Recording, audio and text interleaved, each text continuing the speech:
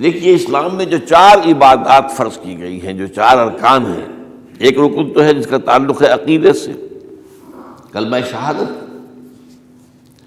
اور 4 ارکان وہ ہیں جن کا تعلق عبادات سے، نماز، روزہ، حج اور زکوٰۃ۔ ان میں ایک عجیب قسم کی تقسیم ہے، مثلاً 1 2 جمع 2 کی تقسیم بنتی ہے۔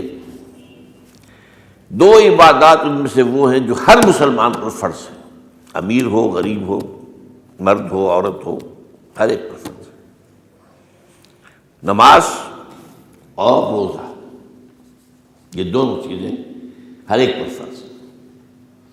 لیکن 2 وہ ہیں کہ جو صرف صاحب استطاعت لوگوں پر فرض ہے، وہ عام نہیں ہے۔ جو صاحب نصاب ہیں ان پر زکوٰۃ ہے، جو صاحب استطاعت ہیں، حج کرنے کی استطاعت رکھتے ہیں، ان پر حج ہے۔ اس میں 2 جمع 2 کی ایک تقسیم اور آتی ہے، ایک اور اعتبار سے۔ قرآن میں زیادہ ایمفیسس 2 عبادات پر ہے، نماز اور زکوٰۃ۔ اقیموا الصلاۃ وآتوا الزکاۃ، اقیموا الصلاۃ وآتوا الزکاۃ، اقیموا الصلاۃ وآتوا الزکاۃ، یقیمون الصلاۃ ویؤتون الزکاۃ۔ یہ گویا کہ بندھا ہوا ہے ایک جوڑا، جبکہ یہ صورتحال جو ہے روزے کی بھی نہیں ہے اور حج کی بھی نہیں ہے۔ صلاۃ اور زکوٰۃ کا حکم بے شمار مرتبہ قرآن میں آیا، اور روزے کے سارے احکام ایک مقام پر سورہ بقرہ کے 23ویں رکوع کی 6 آیات میں سب کا سب بیان ہوئی۔ باقی تو بعض جگہوں پر اس کا صرف اس اعتبار سے تذکرہ ہے کہ اگر کوئی کفارہ ادا کرنا ہے اس کے لیے اتنے روزے رکھ لو، ورنہ یہ ہے کہ روزے کا اپنی جگہ پر مستقل بذات جو ہے وہ ذکر یا حکم موجود نہیں۔ اس اعتبار سے غور کیجئے، حج کا معاملہ بھی یہی ہے۔ وہ ایک تو یہ کہ سورہ آل عمران میں اس کی فرضیت کا ذکر آیا، وہ میں نے آیات آپ کو پڑھ کر سنائی ہیں، 2 آیات، ان پر ابھی گفتگو کریں گے۔ سورہ بقرہ کے 24ویں اور کچھ 25ویں رکوع میں کچھ اس کے مناسک بیان ہوئے، سورہ حج کے 4تھے رکوع میں اس کے مناسک بیان ہوئے، بس باقی پورے قرآن میں تو اس کا ذکر نہیں ہے۔ تو اس اعتبار سے فرق ہو گیا 2 جمع 2 کا۔ لیکن یہ جو جن کی اہمیت اس اعتبار سے کم ہو گئی ہے، اللہ تعالیٰ کی عجیب حکمت نظر آئی کہ ہماری جو 2 عیدیں ہیں وہ ان 2 عبادات کے ساتھ منسلک کر دی گئی۔ روزوں کے اختتام پر عید الفطر، حج کے ساتھ عید الاضحیٰ۔ تو گویا کہ ان 2 عبادات کی اہمیت میں اگر کسی درجے میں کوئی کمی محسوس ہوتی ہے قرآن مجید کے بیان کے حوالے سے، تو اس کی تلافی اس سے ہو جاتی ہے کہ عیدین ہماری 2 ہی عیدیں ہیں، 2 ہی تہوار ہیں، اور وہ ان 2 عبادات کے ساتھ جوڑ دیے گئے۔ اب آخری بات سمجھیے، 3 جمع 1 کی بھی ایک تفریق ہے۔ 3 عبادات وہ ہیں جو مؤقت ہیں صرف، یعنی معلق بالزمان، ان کا تعلق وقت کے ساتھ ہے، یہ نہیں کہ کسی خاص جگہ سے متعلق ہے۔ نماز ہر جگہ فرض ہے، ہاں البتہ اس کا وقت آئے گا، اگر سورج جو ہے نصف النہار سے ڈھلکے گا تو ظہر کا وقت ہوگا، اگر کسی وجہ سے اللہ تعالیٰ کی حکمت ہو کہ سورج وہیں کا وہیں کھڑا رہ جائے تو ظہر کا وقت آئے گا ہی نہیں، ظہر فرض ہوگی ہی نہیں۔ مغرب اسی وقت فرض ہوگی جبکہ سورج غروب ہو جائے، اگر کسی وجہ سے سورج غروب نہ ہو، اور کیا پتہ یہ ساری باتیں جو ہے قیامت کا جو زلزلہ آنے والا ہے اس میں یہ ساری ہی باتیں ہونے والی ہیں، سورج مغرب سے طلوع ہوگا یہ تو وضاحت کے ساتھ کہا گیا ہے، تو مغرب کا وقت نہیں آئے گا۔ اسی طریقے سے رمضان کا مہینہ آئے گا تو روزے فرض ہوں گے۔ اس حوالے سے یہ زمانے کا تعلق تو ہے لیکن کسی مکان سے کوئی تعلق نہیں۔ حج وہ ہے جس کے تقریباً تمام مناسک جو ہیں وہ ایک خاص مقام پر ادا ہوتے ہیں۔ آپ سفر کر کے جائیے، مکہ مکرمہ جائیے، اللہ کے گھر کا طواف کیجیے، پھر وہاں سے جو بھی روانگی ہوتی ہے یوم الترویہ 8 ذی الحجہ کو نکلیے اور جا کر منا میں قیام کیجیے ایک رات، پھر 9 کی صبح کو نکلیں عرفات جائیے، عرفات میں شام تک قیام رہے گا، لیکن مغرب کی نماز کے وقت کے بعد وہاں سے نکلیں گے، مغرب وہاں پڑھیں گے نہیں، وہ جا کر مزدلفہ میں پڑھی جائے گی عشاء کے ساتھ ملا کر، چاہے کتنی دیر ہو جائے۔ بہرحال یہ ساری چیزیں ایک خاص مقام کے ساتھ ہیں، منسلک ہیں، ہر جگہ پر یہ ادا نہیں ہو سکتا۔ اب اس میں دیکھیے حکمت نظر آ رہی ہے، چونکہ حج جو ہے ایک خاص جگہ پر ایک خاص مقام سے وابستہ ہے، اس کے ساتھ جو عید الاضحیٰ وابستہ کی گئی ہے، یہ گویا کہ حج ہی کے ایک رکن کو پھیلا دیا گیا ہے۔ قربانی جو مناسک حج میں بڑی اہمیت کی حامل ہے، اسے عام کر دیا گیا۔ تم مدینہ مکے تو نہیں پہنچ سکے ہو، لیکن یہاں پر قربانی کے اندر تو شریک ہو جاؤ۔ اور بعض مشابہتیں اور بتائی گئی ہیں کہ ذی الحجہ کا چاند طلوع ہو جائے تو اس کے بعد حجامت نہ کراؤ، ناخن نہ کاٹو، وہ جو کچھ بھی آپ کو معلوم ہے احرام کی کچھ پابندیاں ہوتی ہیں، ایک مشابہت کسی درجے میں، ٹھیک ہے ہم وہاں نہیں ہیں لیکن ان کے ساتھ ایک مشابہت پیدا ہو رہی ہے۔ تو قربانی در حقیقت جو ہے عید الاضحیٰ، وہ گویا کہ ایکسٹینشن ہے حج کی، کہ تمام عالم اسلام کے اندر جو ہے تمام مسلمان جہاں بھی کہیں ہیں وہ حج کے اس ایک منسک کے اندر شریک ہو جاتے ہیں۔ تو یہ میں نے چند باتیں تمہیداً عرض کی ہیں ان عبادات اربعہ کے بارے میں، ان کی جو ریلیٹیو حیثیت ہے ہمارے دین میں۔ اب آئیے حج کا معاملہ کیا ہے، وہ پورا ایک خاص علاقے سے متعلق ہے اور ایک خاص شخصیت سے متعلق ہے، یہ بھی نوٹ کر لیجیے۔ چنانچہ جو آیات میں نے آپ کو سنائی حج کے بارے میں، ان اول بیت وضع للناس للذی ببکۃ مبارکا وہدی للعالمین، یقیناً پہلا گھر جو بنایا گیا لوگوں کے لیے، یعنی اللہ کی عبادت کے لیے، کہ لوگ وہاں جمع ہوں اللہ کی عبادت کے لیے، وہ ہے جو بکہ میں ہے۔ بکہ اور مکہ یہ ایک ہی لفظ ہے، تورات میں بکہ کا لفظ آیا ہے، قرآن مجید میں مکہ۔ یہ تھوڑا فرق جو ہے یہ تلفظ کا ہو جایا کرتا ہے مختلف زبانوں کے اندر، جیسا کہ آپ کو معلوم ہوگا کہ آج کل جو عرب کے لوگ ہیں وہ قاف کو گاف پڑھتے ہیں، گل گم، قم کی بجائے گم، قل کی بجائے گل، اقول لک اقول لک، وہ گاف۔ تو یہ جو ہے فرق ہو جاتا ہے۔ تو بکہ وادی بکہ یہ ہے در حقیقت مکہ مکرمہ۔ تو پہلا گھر جو بنایا گیا ہے، اور اس کے بارے میں جو یہ عام طور پر مشہور ہے کہ اس کے معمار حضرت ابراہیم ہیں، یہ بات صحیح نہیں ہے۔ اس کے معمار اول حضرت آدم علیہ السلام خود ہے۔ اول بیت ہے نا، پہلا گھر، تو کیا یہ ممکن ہے کہ آدم سے لے کر ابراہیم تک کوئی گھر اللہ کی عبادت کے لیے بنا ہی نہ ہو؟ تو ناممکنات میں سے اولا بیت میں خود دلیل موجود ہے۔ حضرت آدم علیہ السلام نے اس کی تعمیر کی، البتہ اس کے بعد بعض سیلابوں کی وجہ سے یہ عمارت گر گئی اور کچھ جو وہاں پر آبادی بنی تھی وہ بھی ختم ہو گئی۔ تو ایسے آتے ہیں، آپ کو معلوم ہے کہ یمن میں جب ان کا ایک بند ٹوٹا تھا بہت بڑا، سد معارم، تو پھر وہاں جو اتنی خوشحالی تھی اور جو وہاں پر جو باغات تھے اور جو کھیتیاں سب برباد ہو گئی، اور وہاں سے لوگ جو ہے نقل مکانی کرنے پر مجبور ہو گئے۔ یہی یمن کے قبائل تھے جو جا کر شام اور عراق میں آباد ہوئے، یہی یمن کے 2 قبیلے تھے جو مدینے میں آ کر آباد ہوئے، اوس اور خزرج، یہ یمن کے قبیلے تھے۔ تو اس بند کے ٹوٹنے کے بعد اگر خدا نہ خواستہ اگر ہمارا تربیلا ڈیم ٹوٹ جائے کیا ہوگا؟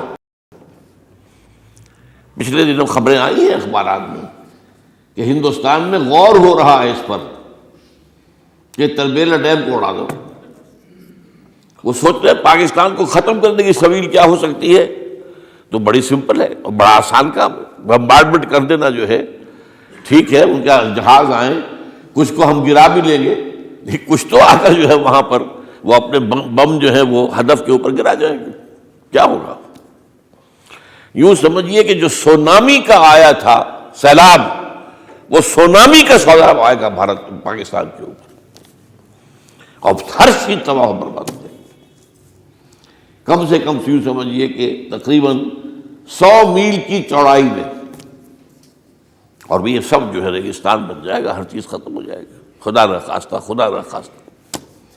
تو بہرحال سد معارف کے بعد یہ صورتحال واقع ہوئی تھی، تو اس کے بعد سے یہ جو ہے یہ اللہ کا گھر یہ جو ہے گرا ہوا تھا، اس کی کوئی اب صرف یہ کہ قواعد رہ گئے تھے۔ قواعد کہتے ہیں جو بنیادیں ہوتی ہیں، وہ پھر اللہ تعالیٰ نے حضرت ابراہیم کو بتائیں کہ یہ ہیں وہ بنیادیں جن پر کہ وہ گھر ہوتا تھا۔ وَإِذْ يَرْفَعُ إِبْرَاهِيمُ الْقَوَاعِدَ مِنَ الْبَيْتِ وَإِسْمَاعِيلُ، ان بنیادوں پر حضرت ابراہیم اور اسماعیل نے مل کر، دو معماران حرم نے یہ عمارت جو ہے دوبارہ تعمیر کی ہے۔ تو گویا کہ حضرت ابراہیم علیہ السلام معمار دوم ہیں، معمار اول اس کا جو ہے وہ خود حضرت آدم علیہ السلام۔ فیہ آیات بینات مقام ابراہیم، مقام ابراہیم ہے، جو بھی وہاں گئے ہیں انہوں نے دیکھا ہے کہ ایک پتھر تھا جس پر کھڑے ہو کر حضرت ابراہیم علیہ السلام تعمیر کر رہے تھے۔ اب آج تو آپ کو معلوم اسکیفولڈنگ لگ جاتی ہے، بانس لگ گئے، یا آج کل تو جو ہے پائپس جو ہے لوہے کے اس سے لگا کر، تو جیسے جیسے عمارت اٹھتی جا رہی ہے اسی طریقے سے اس کے ساتھ جو ہے وہ چل رہے ہیں اور ان کے اوپر کھڑے ہو کر تعمیر ہو رہی ہے۔ تو اس وقت کچھ نہیں تھا، تو ایک پتھر ایسا تھا کہ جو خود بخود اٹھتا تھا پھر اللہ تعالیٰ کے اٹھانے سے، یا یوں کہیے کہ ملائکہ کے اٹھانے سے، اور اسی پر حضرت ابراہیم کھڑے ہو کر وہ پتھروں کے اوپر پتھر رکھتے جا رہے تھے، اور اس کی وجہ سے اس پتھر کے اوپر کتنی دیر کھڑے رہنا ہوا ہوگا حضرت ابراہیم علیہ السلام کا کہ اس پر ان کے پاؤں کے نشان بن گئے۔ وہ ہے مقام ابراہیم، جو آپ نے دیکھا ہوگا کہ وہاں ایک بہت خوبصورت قسم کا ایک پنجرا سا بنا ہوا ہے، اور اس کے اندر وہ مقام ابراہیم ہے۔ اور جب بھی طواف کرتے ہیں تو طواف کے بعد 2 رکعتیں جو ہے وہ پڑھی جاتی ہیں ابراہیم، مقام ابراہیم کے پیچھے، جتنا بھی قریب تر ہو کر پڑھا جا سکے، لیکن بہرحال رخ ادھر ہے۔ تو فی آیات بینات مقام ابراہیم ومن دخلہ کان آمنا، تو ایک تو یہ کہ وہ نشانیاں ہیں، وہ اللہ تعالیٰ جن لوگوں کی کہ دل کی آنکھ کھلی ہو، روحانی آنکھیں کھلی ہو، ان کو دکھاتا ہے، اور ایک وہ ہے کہ جو ہماری ان سامنے کی ظاہری آنکھوں کو بھی نظر آتی ہے۔ یہ نوٹ کر لیجئے کہ یہ مقام امن کا گہوارہ رہا ہے۔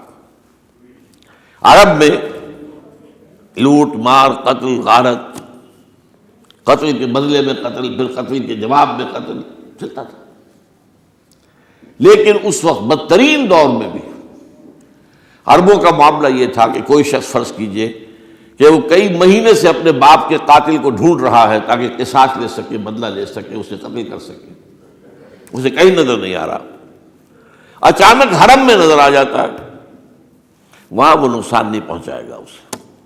یہ امن کا گھر ہے، اللہ تعالیٰ نے اسے امن کی جگہ بنایا ہے، بلد الامین کہا گیا ہے اس کو، امن والا شہر۔ تو یہ جو ہے یہ تو آج تک بھی اس کی جو برکت ہے وہ نظر آتی ہے۔ وَمَن دَخَلَهُ كَانَ آمِنًا وَلِلَّهِ عَلَى النَّاسِ حِجُّ الْبَيْتِ مَنِ اسْتَطَاعَ إِلَيْهِ سَبِيلًا، اور اللہ کا حق ہے اپنے بندوں پر کہ وہ حج کریں اس کے اس گھر کا، جو کوئی بھی استطاعت رکھتا ہو سفر کی۔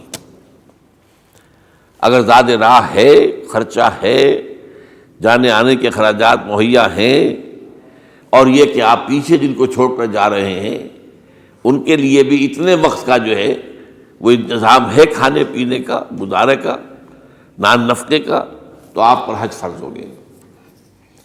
اب اگر اس فرضیت کے بعد کوئی شخص تاخیر کرتا ہے وہ بڑے گناہ کے اندر مبتلا ہے۔ جیسے ہی فرضیت ہو جائے، پہلا کام جو ہے، پہلا قرض جو ہے، یوں سمجھیے یہ اللہ کا قرض ہے بندوں پر۔ یہ لام جو آتا ہے، لام اور اعلیٰ، لام کسی کے حق کے لیے، اعلیٰ کسی کے اوپر حق ہونا۔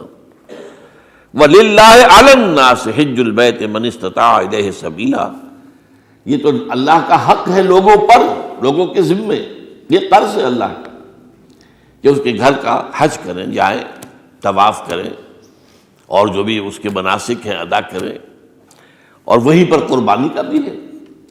لِيَشْهَدُوا مَنَافِعَ لَهُمْ وَيَذْكُرُوا اسْمَ اللَّهِ فِي أَيَّامٍ مَّعْلُومَاتٍ عَلَىٰ مَا رَزَقَهُم مِّن بَهِيمَةِ الْأَنْعَامِ فَكُلُوا مِنْهَا وَأَطْعِمُوا الْبَائِسَ الْفَقِيرَ، اسی کے اندر جو ہے مناسک کے اندر قربانی بھی ہے۔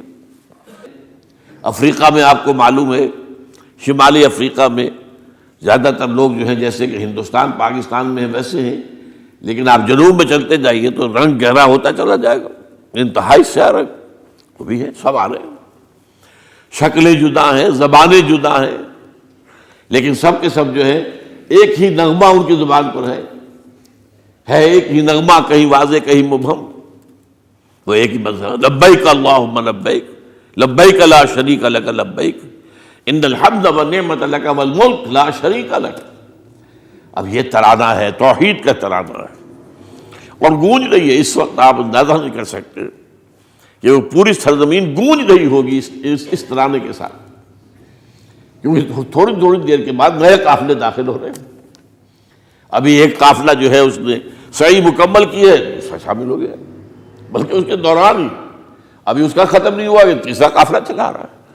وہ تو یہاں تو ظاہر بات ہے کہ میں نے چونکہ ایک نقشہ اپنی نگاہوں سے دیکھا ہے، مدینہ منورہ سے اور مکہ مکرمہ جاتے ہوئے رات کے وقت، کہ کہیں جو ہے وہ روشنیوں کی وہ قطار ٹوٹتی ہی نہیں تھی، مسلسل معلوم ہوتا ہے کہ سڑک کے اوپر گاڑی ہے، مسلسل، کہیں اس کے اندر وقفہ ہی نہیں۔ اتنے بڑے پیمانے پر، اتنے بڑے پیمانے پر، اتنے بڑے پیمانے پر لوگ جمع ہو رہے ہیں۔ زبانیں جدا ہیں، ایک دوسرے کی زبان نہیں سمجھتے، لیکن ایک زبان اور بھی ہوتی ہے جو بغیر بولے سمجھ میں آتی ہے، اس سے معلوم ہوتا ہے سب کے لیے محبت ہے، ہمارے بھائی ہیں، تمام مسلمان ہیں۔ بعض کے اندر یہ محبت کا جذبہ زیادہ ہے۔ ترکوں میں انڈو پاکستان کے لوگوں کے لیے بہت محبت ہے۔ اب وہ بات جو نہیں کر سکتے، سمجھا نہیں سکتے، لیکن ان کی آنکھوں سے، ان کے انداز سے وہ محبت ٹپکی پڑتی ہے۔ تو عالمگیریت جو ہے اسلام کی، ہمگیریت، عالمگیریت، آفاقیت، اس کا جو مظہر نظر آتا ہے وہاں تھا۔ پھر یہ کہ ہمارے ہاں کی جتنے بھی فرقہ بندیاں ہیں وہ وہاں ختم ہو جاتی ہیں۔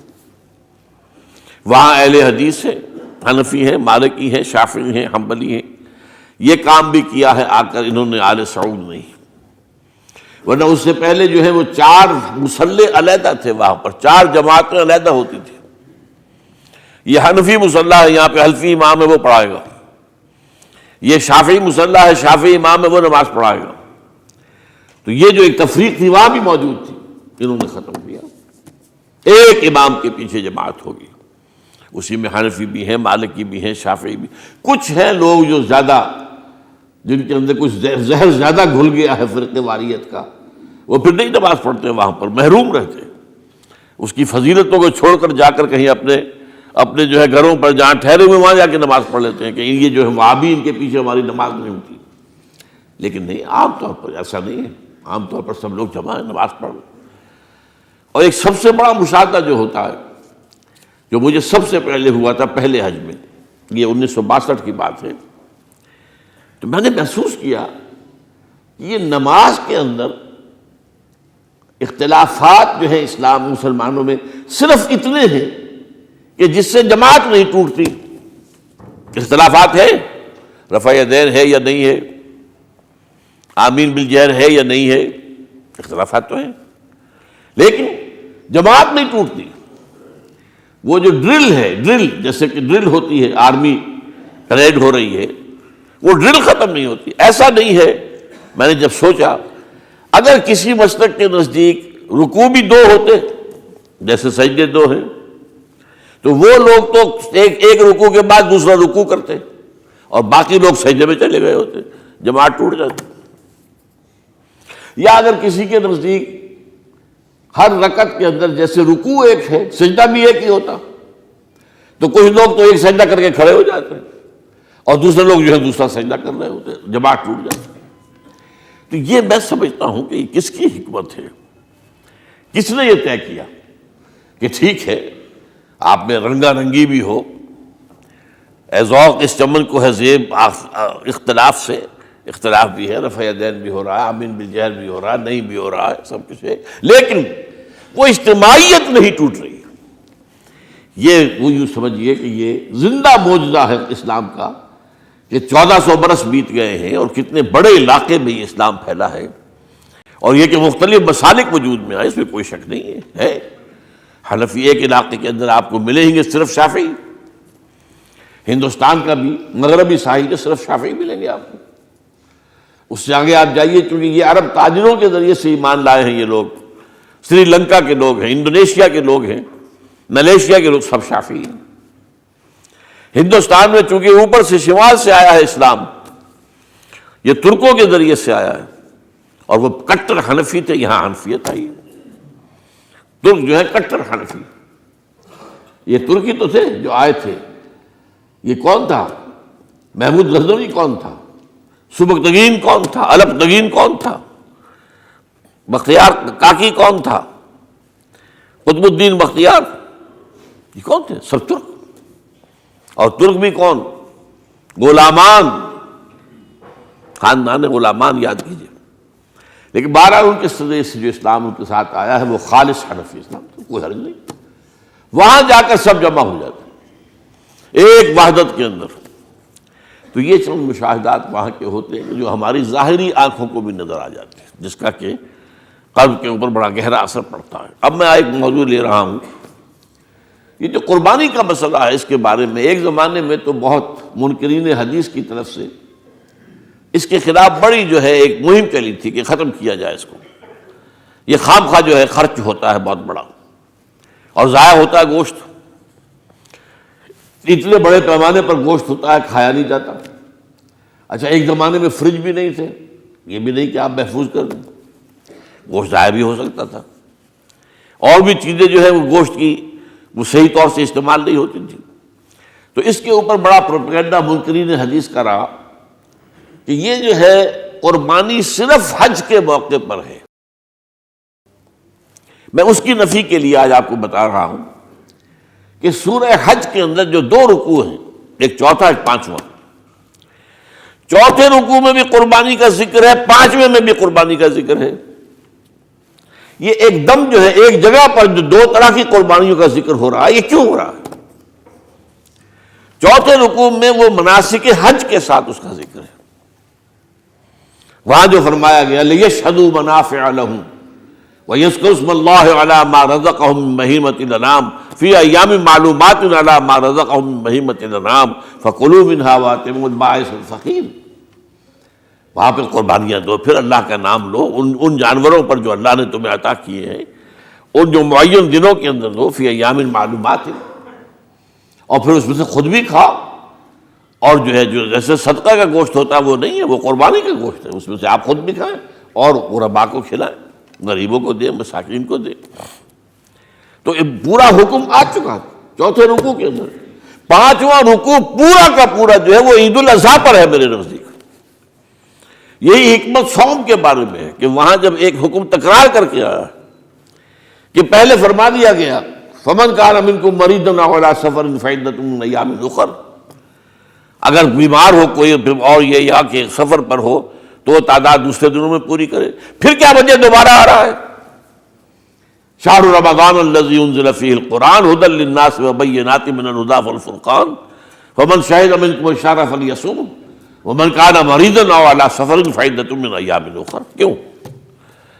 یہ تو ادبی اعتبار سے یہ کلام کا عیب شمار ہوتا ہے، تکرار بلا کسی سبب کے، نہیں سبب کے بغیر نہیں ہے۔ وہاں کیا تھا؟ وہاں ان دو رعایتوں کے ساتھ تیسری بھی شامل تھی کہ اگر صحیح ہو اور مقیم ہو پھر بھی روزہ نہ رکھو تو ایک مسکین کو کھانا کھلا دو. یہ رعایت ختم ہوئی ہے رمضان کے روزے کے ساتھ. اب رکھنا پڑے گا روزہ, اور اگر بیمار ہو یا سفر پر ہو تو ٹھیک ہے, دوسرے دنوں میں پورا کرو, پورا کرنا لازم ہے اس کا. تو یہ چیز جو ہے یہ در حقیقت کسی وجہ سے ہوتی ہے. بالکل یہی بات ہے سورہ حج کے چوتھے رکوع کے اندر, وہ جو قربانی ہے حج کے ساتھ اس کا ذکر آ چکا. اب سنیے یہ جو آ رہا ہے, فرمایا وَلِكُلِّ أُمَّةٍ جَعَلْنَا مَنْسَكًا, ہر امت پر ہم نے ایک جو ہے قربانی کا معاملہ نازل وہ جو ہے فرض کیا ہے. میں نے چونکہ آج شروع میں کہا تھا کہ صوم اور حج میں کچھ مشابہتیں ہیں. دیکھیے صوم کا حکم بھی آیا تھا تو کس طور سے آیا تھا؟ یا ایھا الذین آمنوا کتب علیکم الصیام کما کتب علی الذین من قبلکم لعلکم تتقون, اہل ایمان تم پر روزہ رکھنا فرض کیا گیا جیسے کہ فرض کیا گیا تھا ان پر جو تم سے پہلے تھے. یہاں پر اسی حوالے سے بات ہو رہی ہے کہ اے مسلمانوں, یہ قربانی صرف تم پر فرض نہیں کی جا رہی, یہ تو ہر امت پر, ہر نبی ہر رسول کی امت. وَلِكُلِّ أُمَّةٍ جَعَلْنَا مَنْسَكًا لِيَذْكُرُوا اسْمَ اللَّهِ عَلَيْهَا, تاکہ وہ نام لیں اللہ کا, عَلَىٰ مَا رَزَقَهُم مِّن بَهِیمَةِ الْأَنْعَامِ, جو کچھ اللہ تعالیٰ نے انہیں رزق دیا ہے. یہ چوپائے جو ہیں حیوانات قسم کے, ان پر اللہ کا نام لے کر چھری پھیری جائے, اللہ کے نام سے ان کو ذبح کیا جائے. فَإِلَٰهُكُمْ إِلَٰهٌ وَاحِدٌ فَلَهُ أَسْلِمُوا, تو یہ جان لو کہ اس قربانی کی اصل روح کیا ہے. وہ یہ ہے کہ اللہ تمہارا ایک الہ ہے, اسی کے سامنے تمہیں سر جھکانا ہے.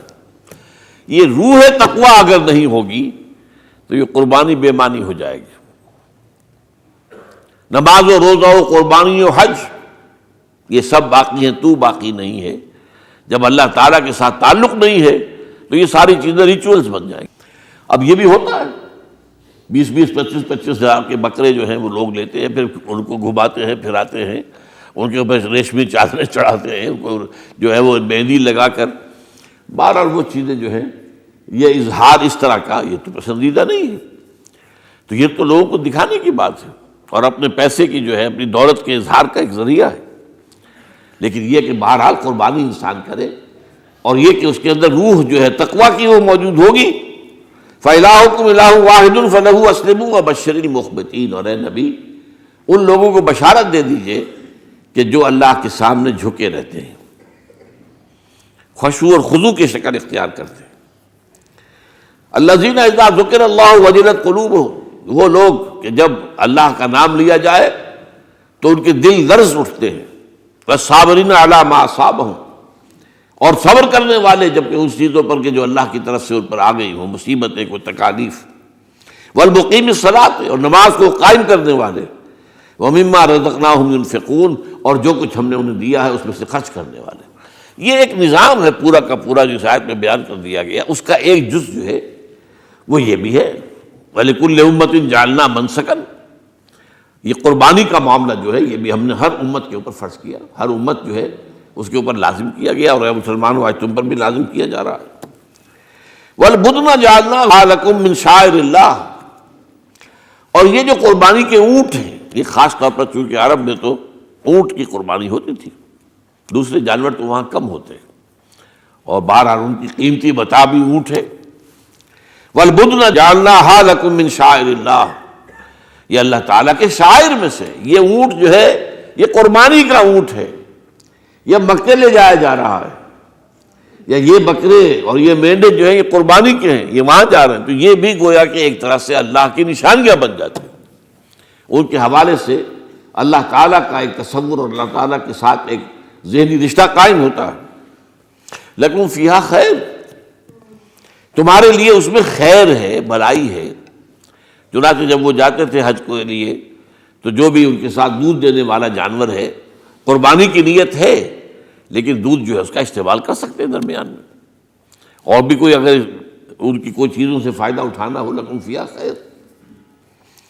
فاذکروا اسم اللہ علیہا, تو اب ان کا اللہ کا نام لو اس کے اوپر. صواف, صفیں باندھ کر وہ اونٹ کھڑے ہوتے ہیں اور ان کو نحر کیا جاتا ہے. آپ کو معلوم ہے ذبح نہیں ہوتا اونٹ, اتنا بڑا جانور ہے، گردن کتنی موٹی ہے، اس کا ذبح کرنا بڑا مشکل ہے۔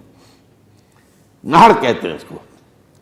کھڑا ہے اونٹ اور ایک برچھا، چھوٹا سا برچھا ہے جو اس کے یہاں گردن کے، یہ جہاں آ کر دونوں ہنسلیاں ملتی ہیں وہاں پر مارا جاتا ہے، اور یہاں سے جو بہت بڑی وین ہے وہ در حقیقت ایورٹا، وہ جو ہے ختم ہوتا ہے، تو وہاں سے خون کا پھر فوارہ آتا ہے، اور اس کے بعد پھر وہ اونٹ کھڑا کھڑا وہ رفتہ رفتہ اس کا جب خون نکل جاتا ہے تو وہ کمزور ہو کر نیچے گر جاتا ہے۔